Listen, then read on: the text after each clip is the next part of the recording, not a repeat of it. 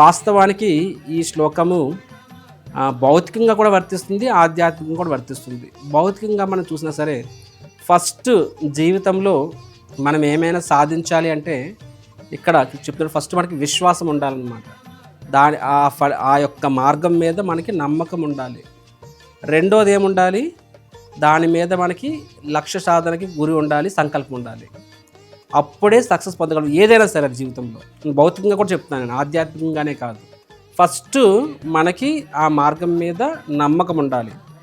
రెండవది సంకల్పం ఉండాలి. ఒకటి నేను నవ్వుతున్నాను, ఓకే ఐఐటి సీట్ వస్తే నా భవిష్యత్తు బాగుంటుంది, అదేంటది, అది నమ్మకం. అది సో నమ్మకం ఉంటే అంత మాత్రాన్ని సక్సెస్ అవుతామని కాదు, నమ్మకం ఉండాలి.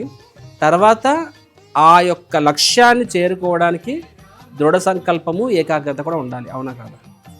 ఈ రెండు ఉన్నప్పుడే మనం సఫలీకృతం అవుతాం అన్నమాట.